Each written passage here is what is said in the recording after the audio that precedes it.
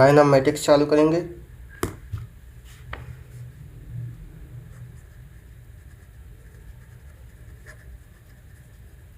इसको हम हिंदी में शुद्ध गतिकी बोलते हैं।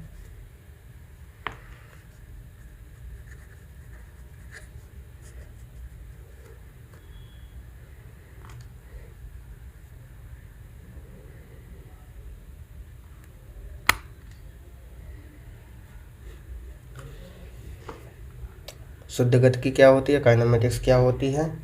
काइनेमेटिक होती है गति के कारकों जैसे बल की प्रकृति को उपयोग में न लेते हुए वस्तु की गति का अध्ययन किया जाता है, उसे हम क्या बोलेंगे, काइनेमेटिक्स बोलेंगे। काइनेमेटिक्स या शुद्ध गतिकी बोलेंगे। इंग्लिश में क्या बोलेंगे, study of motion, study of motion of object without taking into account the factor which causes the motion nature of force.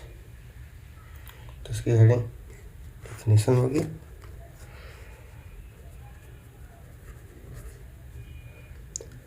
Study of motion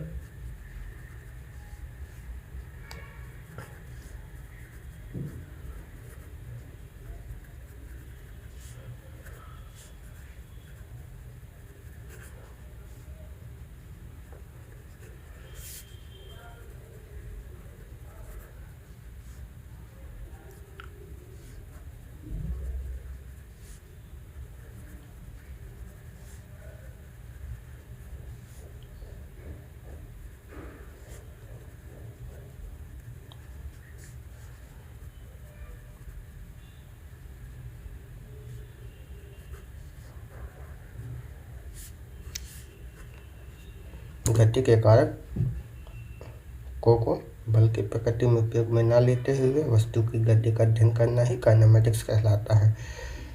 इसमें पॉइंट आता है मोशन और रेस्ट का।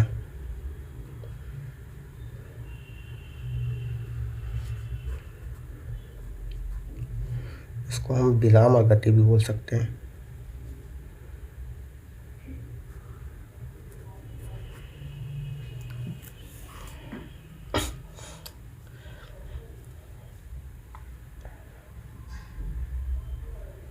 यदि एक वस्तु अपने समय के साथ अपनी स्थिति परिवर्तित करती है तो वह गतिशील कहलाएगी, नहीं तो वो स्थिर रहेगी। कहने का मतलब क्या है, यदि कोई वस्तु गतिशील है तो मोशन की अवस्था में है, यदि वो एक जगह फिक्स या स्थिर है तो वो रेस्ट में है। और हम यदि कोई पॉइंट है हम उसको शो करेंगे तो हम किस में शो करेंगे, उसमें हमको रेफरेंस फ्रेम दिया होगा एक्स वाई जेड। यदि एक्स में जा रही है तो 1D, यदि एक्स वाई में जा रही हो तो 2D, और एक्स वाई जेड में जा रही हो तो 3D। तो इसकी भी डेफिनेशन लिख लीजिए।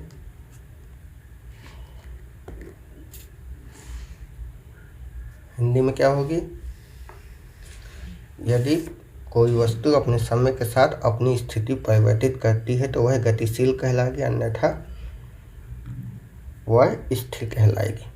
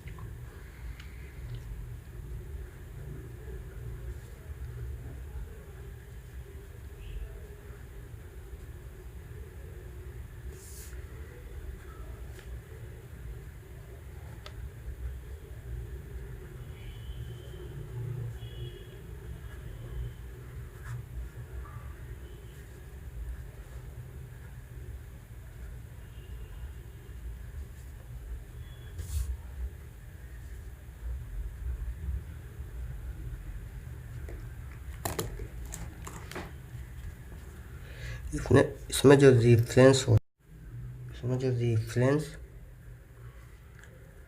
फ्रेम होते हैं वो 3 टाइप के होते हैं, एक्स, एक्स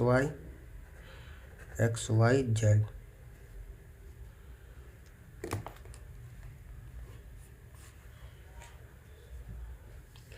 एक्स वाई होती है 1D, एक्स वाई हो जाती है 2D, ये हो जाती है 3D। ये एक बीमी गति हो गई, ये 2 बीमी गति हो गई, ये 3 बीमी गति हो गई।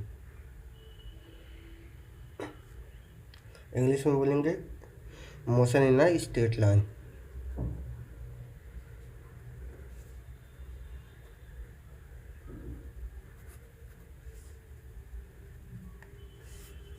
ये मोशन कहाँ करेगी? प्लेन में करेगी।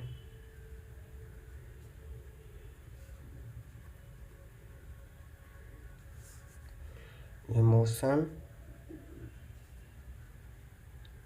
इन अ स्पेस, सी स्पेस। तो हम पहले इसको चालू करेंगे 1D,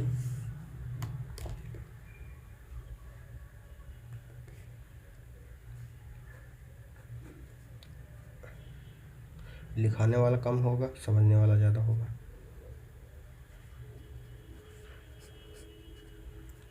1D क्या होती है? जब कोई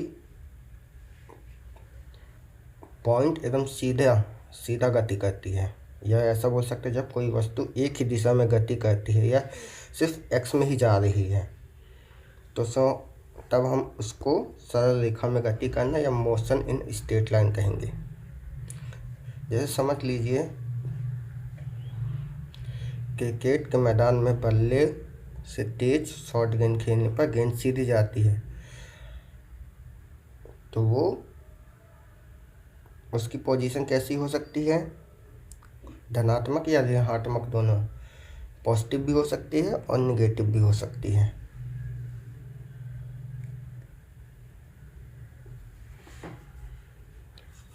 हिंदी से लिख देते हैं।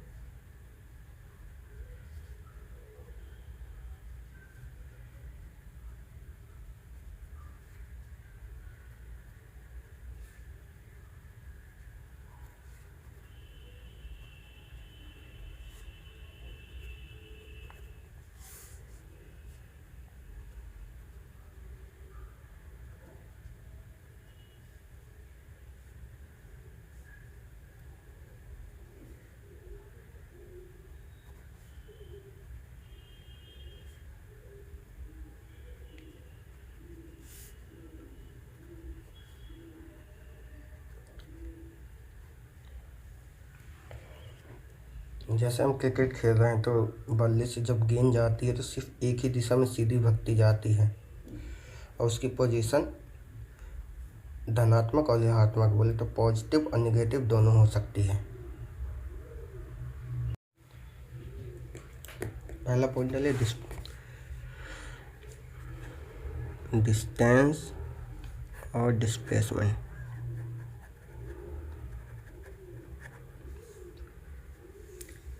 डिस्टेंस दूरी, डिस्प्लेसमेंट विस्थापन। दूरी किसको बोलते हैं? हमको यहाँ से यहाँ जाना है, हम चाहे ऐसे जाएं, ऐसे जाएं, ऐसे जाएं, ये दूरी कहलाए, या फिर ऐसे जाएं या फिर ऐसे जाएं, हमको जाना यहाँ है, ये इसकी दूरी हो जाती है। विस्थापन हम किसको बोलते हैं? ये दूरी से जो सीधा कनेक्ट करती है इसको हम विस्थापन बोलते हैं।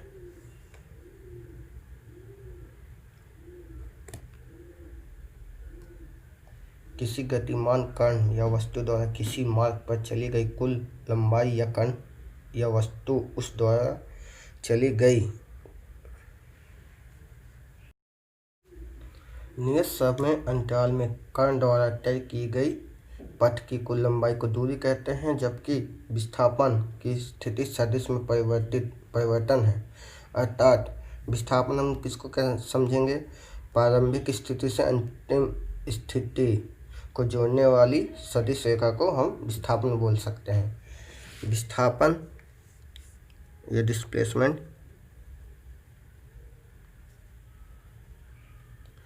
और डिस्टेंस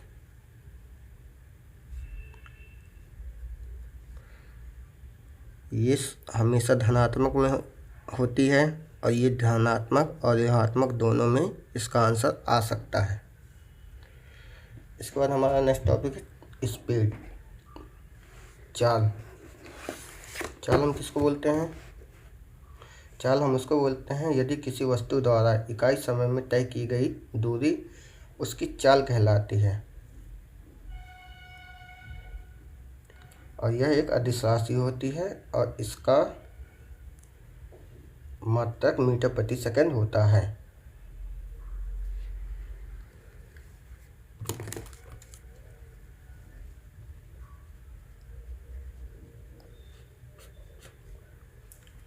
स्पीड किसको बोलेंगे? किसी वस्तु द्वारा इकाई समय में तय की गई दूरी उसकी चाल कहलाती है, और ये कैसी होती है? अदिश राशि होती है।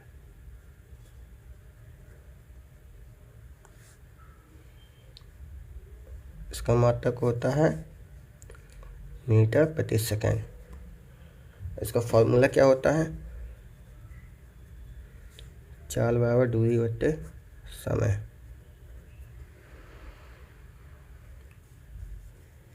कुछ मात्रक हैं। एसआई में होता है मीटर प्रति सेकंड, और सीजीएस में होता है क्या? सेंटीमीटर प्रति सेकंड। और इसकी जो बीमा होती है वो होती है M0L/T1।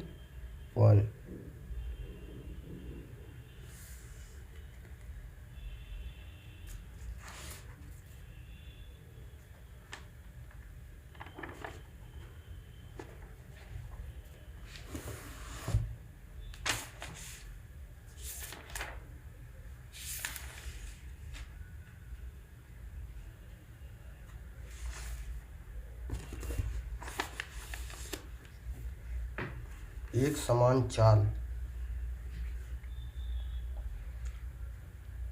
हाँ इसका वो देख लीजिए किस में रहती है।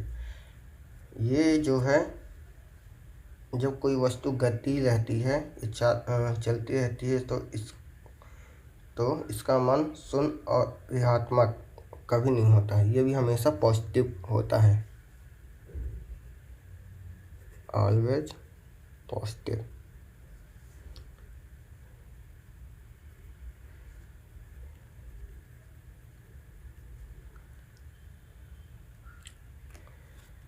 और इसमें एक और टर्म आता है एक समान चाल।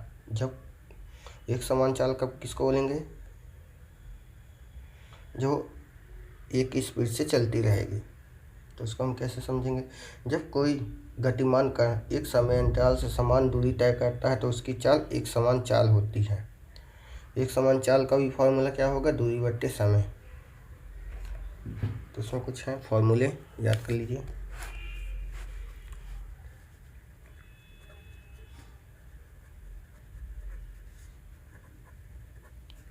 इसके नेक्स्ट वीडियो में हम क्वेश्चन लगाना सीखेंगे, कैसे लगाएंगे।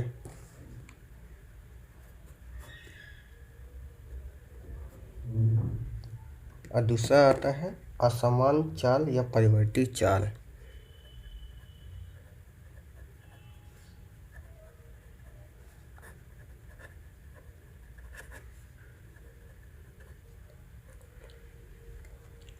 ये क्या चीज़ होती है? यदि कोई गतिमान कण समय अंतरालों में असमान दूरियां तय करता है, दो अलग अलग टाइम में अलग अलग दूरी तय करेगा, तो उसकी चाल कैसी होगी? असमान चाल या परिवर्ती चाल होगी।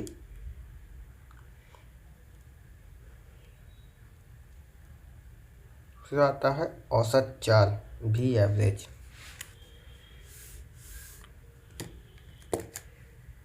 इसको लिख लीजिए।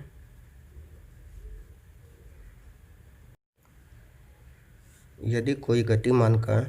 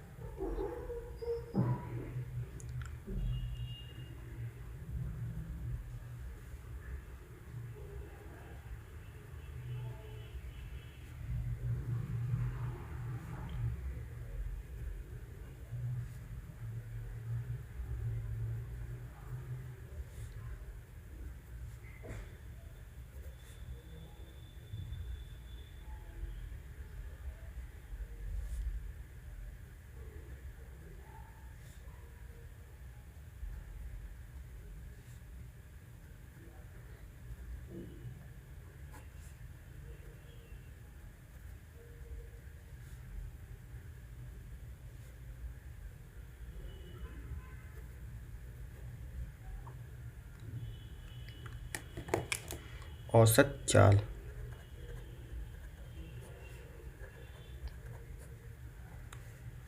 इसको हम v एवरेज से शो करते हैं और स्पीड को हम v से शो करते हैं। औसत चाल क्या होती है?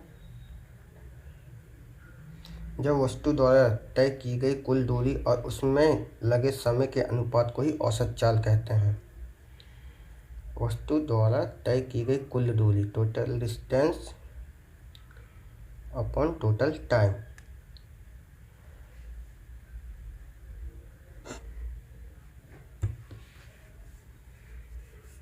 तो v एवरेज बराबर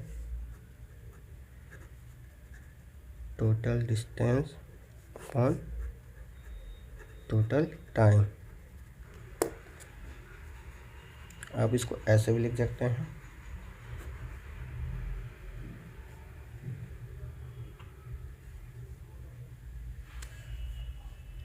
तय की गई कुल दूरी बटे दूरी तय करने में लगा समय। फिर आता है तात्क्षणिक चाल, इंस्टेंटेनियस स्पीड। ये क्या चीज़ होती है? समय के विशेष क्षण पर किसी चाल को तात्क्षणिक चाल कहते हैं।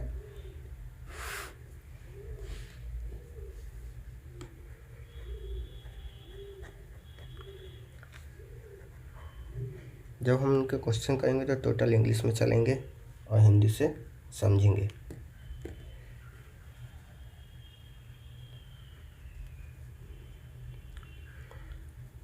हिंदी और इंग्लिश कोई ज़्यादा इश्यू नहीं है, बस दिमाग में समझ में आना चाहिए तभी फिजिक्स बनेगी।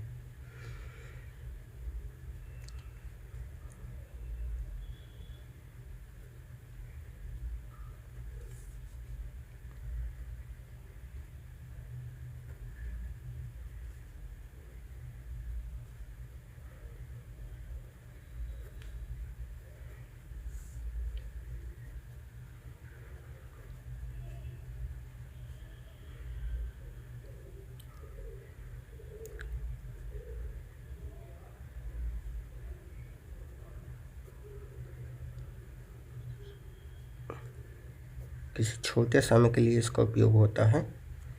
यह हम नेक्स्ट किस में पढ़ेंगे जब हम इसको क्वेश्चन सॉल्व करेंगे।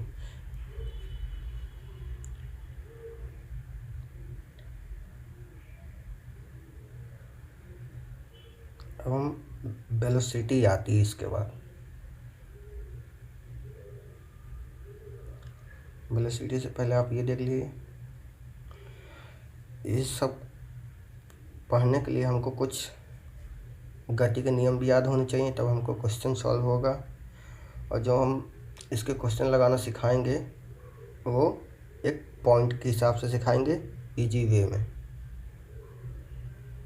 क्या कैसे स्टेप बाय स्टेप सीखेंगे।